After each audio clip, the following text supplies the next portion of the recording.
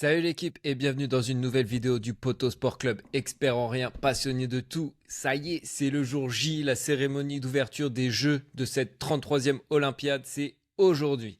Comme vous vous en doutez, je suis hyper excité, je pars à Paris mardi et j'ai la chance de voir 5 épreuves au total, donc je suis vraiment trop content. Et ça marque aussi cette vidéo, la fin de notre série, avec cette 10e et dernière vidéo qui sera un peu particulière car on ne va pas se concentrer sur une seule discipline comme on l'a fait jusqu'à présent, mais sur une vingtaine, dont on n'a pas pu parler dans les autres vidéos, et avec au total 35 ou 36 chances de médaille. Voilà, j'avais envie de mettre en lumière d'autres sports un peu moins médiatisés comme le VTT, le triathlon, la voile ou le BMX, alors qu'ils comptent des athlètes français exceptionnels avec de très belles chances de médaille ces prochaines semaines dans la capitale française. Donc évidemment, on passera un peu en mode zapping car on a beaucoup de sports à évoquer. On ne peut pas rentrer dans les détails si on veut tenir ça dans les 20-25 minutes. J'ai un peu hésité sur le déroulement de la vidéo entre sport par sport ou jour par jour. Et je suis parti sur la deuxième option car je trouve ça assez cool que vous sachiez quoi suivre chaque jour des JO. Voilà, pendant les JO d'ailleurs, je ne publierai pas de vidéo sur YouTube. Petite pause après ces 10 jours intense, mais je serai plus actif sur Insta par contre, avec un débrief quotidien, les 5 actus olympiques du jour, plus les épreuves à suivre le lendemain. Donc voilà, je vous mets l'Instagram du Poto Sport Club juste là, n'hésitez pas à aller follow. Allez, on perd pas plus de temps et on est parti pour ce tour d'horizon des chances de médailles françaises au JO de Paris.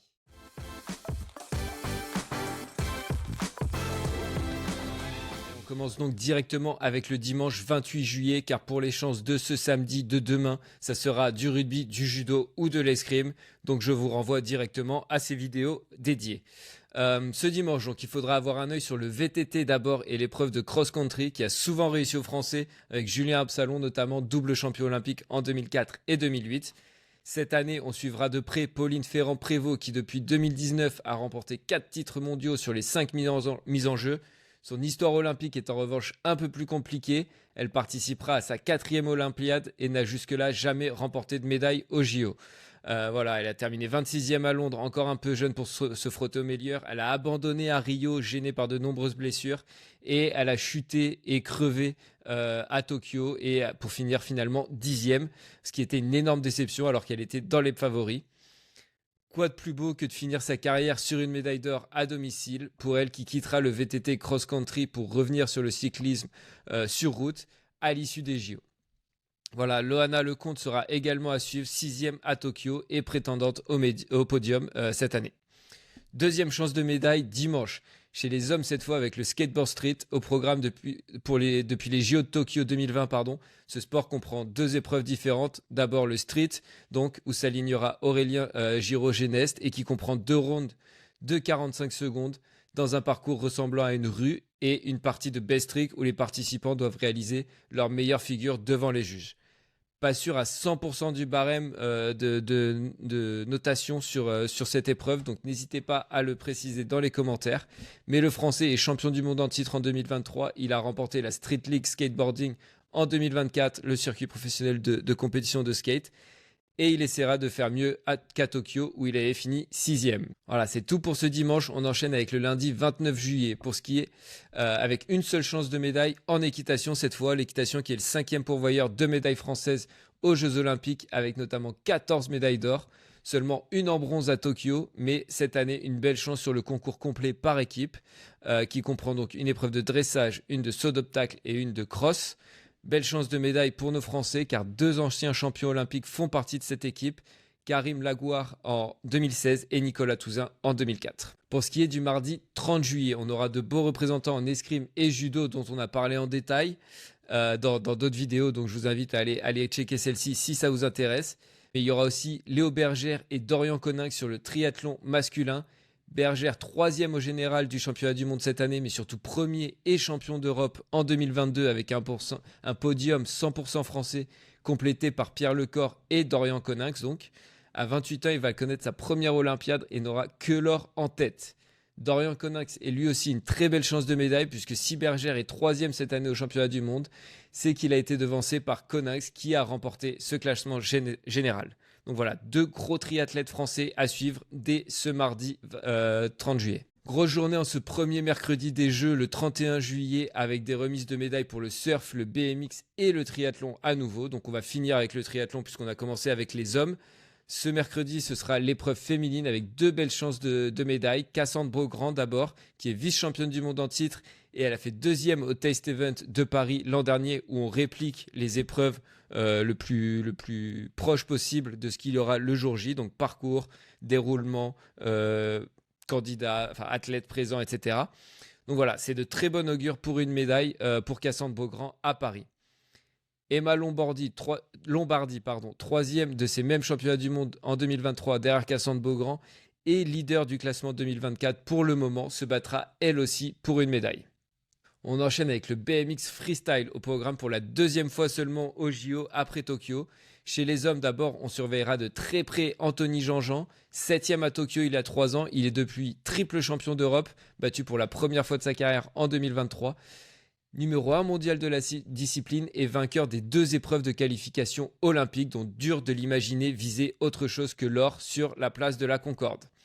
En freestyle féminin ensuite, attention à Laurie Pérez qui a 18 ans, a forcément un palmarès international moins fourni, mais aujourd'hui numéro 5 mondial de la spécialité et leader du classement de la Coupe du Monde. Autre sport extrême, le surf féminin, avec 2 Françaises qui tenteront de dompter la vague de Teahupo'o à Tahiti, un des spots de surf les plus célèbres et les plus dangereux de la planète. On surveillera de près Vaine Fioro, native de l'île, qui connaît cette vague mieux que quiconque. Bien qu'elle soit loin au classement, elle a remporté il y a 2 mois une compétition sur cette même vague en battant successivement la numéro 4, la numéro 7 et la numéro 3 au classement général. Donc pourquoi pas rêver d'or chez elle, à la maison, vraiment à la maison pour le coup, sur son île. On aura aussi Johanne Defray, 6e au classement, qui tentera de se battre pour monter sur le podium également. Passe au jeudi 1er août. Pour ce jeudi, on se concentrera sur l'aviron avec nos champions olympiques en titre du 2 couple, Hugo Boucheron et Mathieu Androgas. Malgré une préparation tronquée pour Mathieu Androdas, victime d'un virus en 2023 et obligé de se reposer une bonne partie de l'année, il vise tout de même un 2e titre olympique consécutif à Paris. Le vendredi 2 août sera très chargé. On commence avec le BMX Racing. 2 belles chances de médailles et même de titres avec Joris Daudet et Romain Mailleux qui occupent les 2 premières places du classement de la Coupe du Monde. Sylvain André, médaille en chocolat à Tokyo, tentera lui aussi de monter sur le podium. Mais le vétéran de l'équipe semble un peu plus en retrait cette année.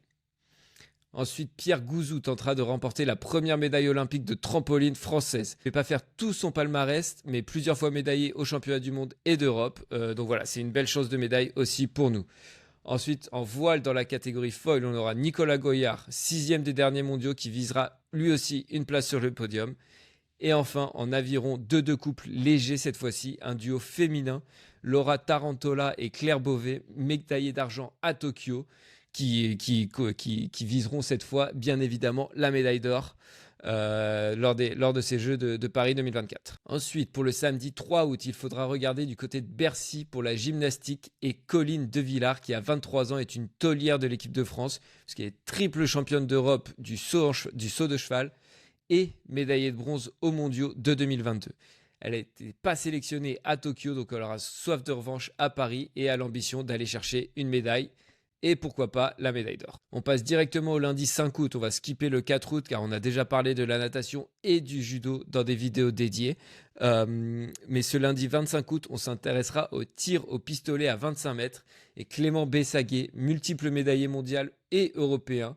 Malheureusement, il n'avait fini que 7e à Tokyo et a de bien plus grandes ambitions, notamment un podium et pourquoi pas l'or à Paris. En basketball, en 3 contre 3, on suivra plus l'équipe féminine que l'équipe masculine, vu que notre équipe féminine figure au 3e rang mondial derrière le Canada et les Pays-Bas.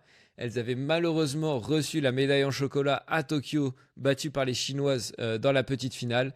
Et elles voudront faire bien mieux à Paris et monter sur le podium. On retourne sur le triathlon avec le relais mix qui est ultra favori pour la médaille d'or, puisque sur les 6 dernières éditions au championnat du monde, ils l'ont emporté 5 fois. Et la seule fois où ils n'ont pas remporté l'or, c'était l'année dernière, quand ils ne se sont pas alignés sur l'épreuve. Donc voilà, on a une densité tout en haut du classement qui est inégalée par les autres nations, avec les noms que j'ai cités en début de vidéo, donc Cassandre Beaugrand, Léo Bergère, etc., qui sont des prétendants à la médaille d'or en individuel. Forcément, si on les met tous ensemble dans la même équipe, ça fait un ultra favori pour la médaille d'or. Et enfin, pour ce 5 août en golf, nous avons peut-être la plus belle chance de médaille chez les hommes pour le golf depuis sa réintégration au JO en 2016, avec Mathieu Pavon qui réalise une superbe saison rookie sur le PGA Tour. Même si les Américains semblent ultra favoris pour les médailles, il y a aussi Rory McIlroy, Ludwig Aubert, bref, il y a beaucoup de joueurs qui peuvent gagner. Dans le golf, c'est souvent comme ça. Mais Mathieu Pavon s'est déjà mêlé à la lutte pour la victoire lors de l'US Open ou du Masters d'Augusta, qui sont 2 des 4 tournois majeurs de la saison. Et il a déjà remporté un titre sur le PGA Tour cette année. Donc pourquoi pas, s'il est dans une bonne forme cette semaine, le golf c'est très à la forme du moment. Donc voilà, s'il joue bien sur un parcours qu'il connaît très bien, mieux que les Américains certainement, pourquoi pas aller se mêler à la lutte pour le podium. On enchaîne avec le mardi 6 août en boxe. D'abord, on retrouvera la championne olympique de Tokyo, Estelle Mosley, et plus récemment médaillée de bronze aux derniers Jeux européens, qui tentera de glaner une deuxième médaille olympique chez les moins de 60 kilos. Mais à 31 ans, est-ce qu'elle a encore les moyens de monter sur le podium? Rien n'est moins sûr. On passe à la lutte maintenant. Kumbala Rock, qui a un gros palmarès au niveau mondial et européen, voudra ramener sa première médaille olympique à la maison.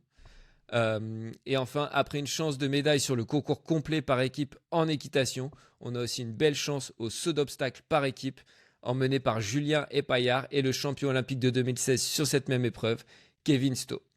Les deux peuvent également rêver d'une médaille en individuel. Mercredi 7 août, on continue avec la boxe et une deuxième chance de médaille chez les hommes, cette fois avec Sofiane Oumia, qui est l'un des favoris chez les moins de 64 kilos, puisqu'il a remporté les Jeux européens en 2023 et la médaille d'argent aux Jeux de Rio.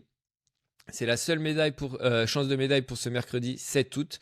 Donc on passe directement au jeudi 8 août, où on surveillera de très près Benjamin Thomas en cyclisme sur piste dans l'épreuve de l'Omnium, qui reste sur 2 médailles d'argent mondiales. Et il s'est même adjugé une épreuve sur le Giro, donc en cyclisme sur route cette fois, il y a quelques semaines. Donc voilà, plutôt pas mal comme préparation pour les Jeux.